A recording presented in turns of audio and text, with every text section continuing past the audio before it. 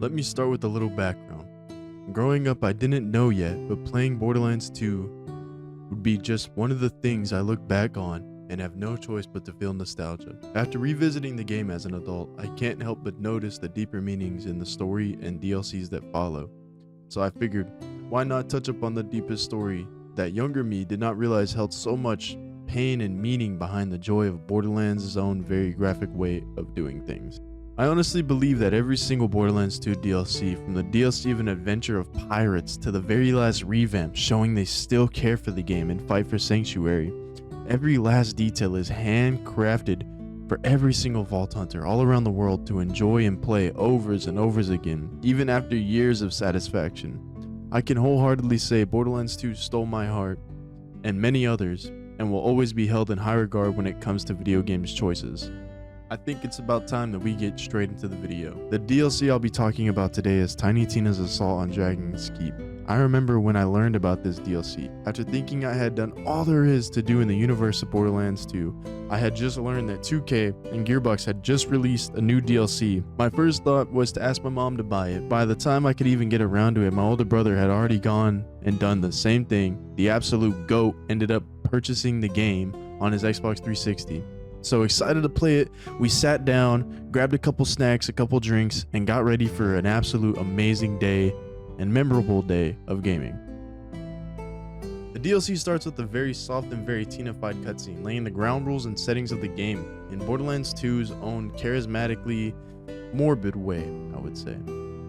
As you land into the world via boat, you quickly realize how the rest of the campaign is going to feel. You are met with skeleton enemies and a boss that is invulnerable that lands a critical hit on you, downing you based on your current build.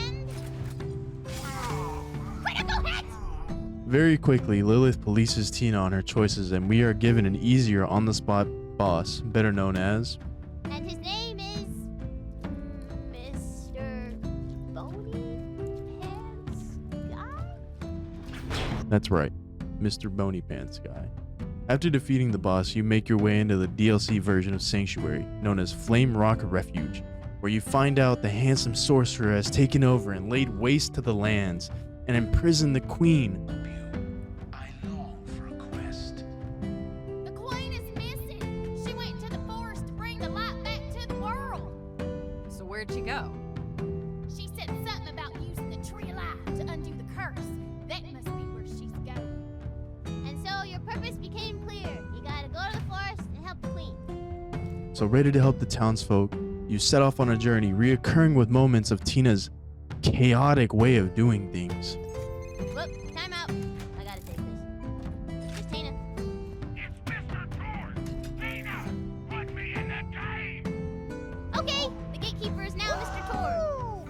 First task, blow up the village's scouting blimps with the fire weapon. Because reasons! Punch him so hard he explodes! Get him! Punch him! Whoa, whoa, whoa! That's a new mission! I want you to blow up the ocean! Can you please get him out of our way? All right, fair enough. Okay, Mr. Torgue, I banish you to the stocks. The stocks? Awesome! Anyway, And as these funny little moments play on, you further your journey through the campaign. Upon reaching the roadblock, you are met with a sudden dilemma. You are required to find a white knight who is very obviously supposed to be Roland, and this is where you realize the deeper meaning behind the whole story. August Scrolls. It reads, retrieve the White Knight, for only he can open the way. And I know just where he is. Wait, point! Hey, Shorty, you're the best. This can't be healthy. After losing one of her best friends by the hands of Handsome Jack, Tina is very clearly in a state of denial. As we enter the game, she's constantly reminding the players that we should be waiting for Roland and asking when is he going to show up. This is all very clearly Tina's childish way of coping to a death of a loved companion. After you meet with the White Knight, you advance onward to try to clear the sorcerer's spell that rotted the land and polluted the skies. Give me the blood fruit. We shall reverse the curse, then find the queen ourselves. Give me the the strength to undo the horrible curse that was cast by the hands of intelligent and super awesome sorcerer.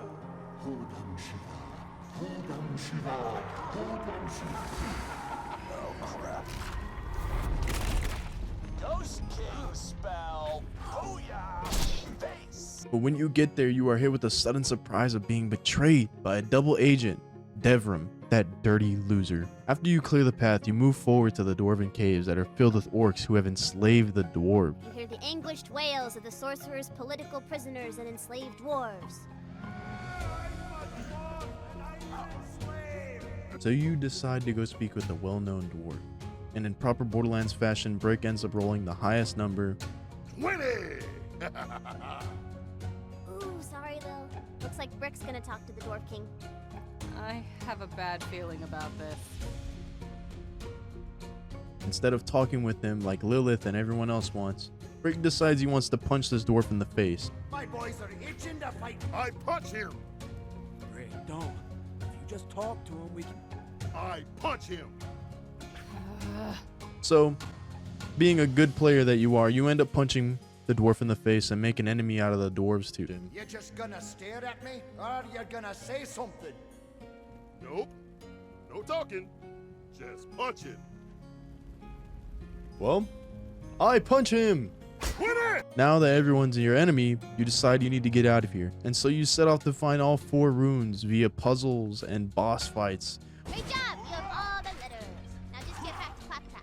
When you finally find them all, you find out what the runes spell out. With Mordecai quickly realizing the runes spell out well.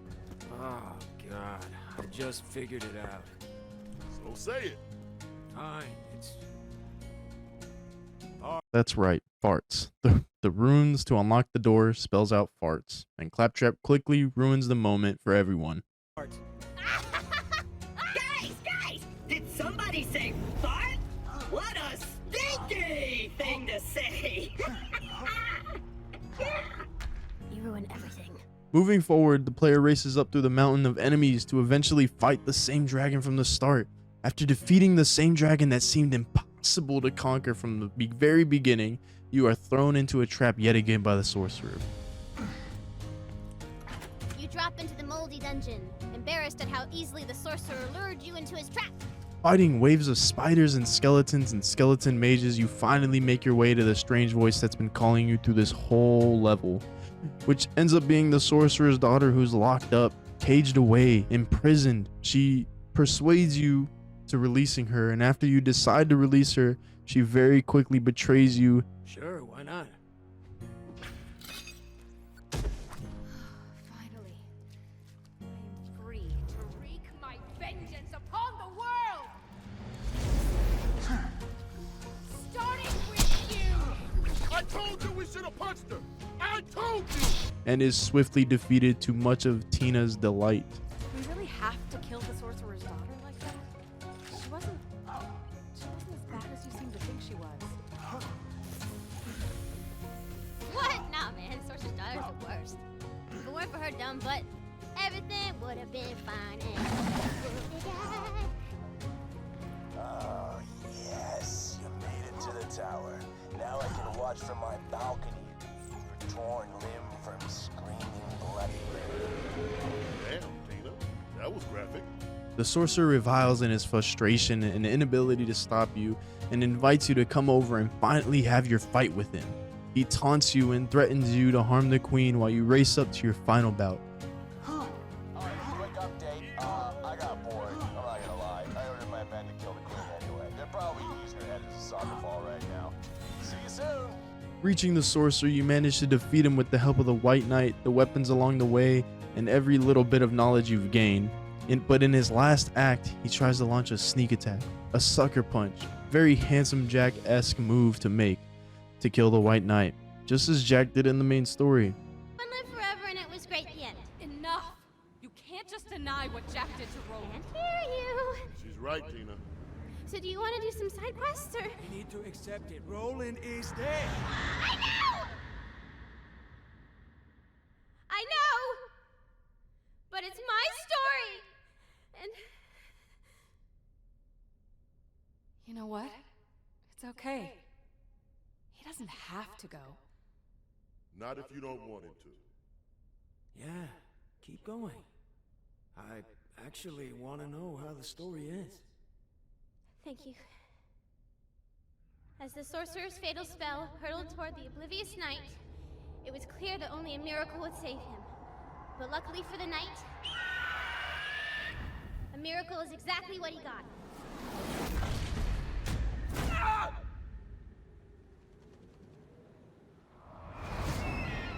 Tina, after finally accepting Roland is not showing up and admitting to the rest that she knows he is gone through a cutscene, decides it's time to let them know what she wants. And it's her story, and she just wants everyone to be happy. Tina continues and decides to save the White Knight with a community favorite who was also taken from us earlier in the campaign, better known as Bloodwing. The fan favorite bird saves Roland, and we finally lift the curse and end the DLC on a lighter tone than what we received in the main campaign. As we close out the DLC and prepare to get out of our chairs, we are left reflecting the amazing DLC that gave us a funny and creative twist on the story that lit a fire in the Borderlands fans' hearts all over the world.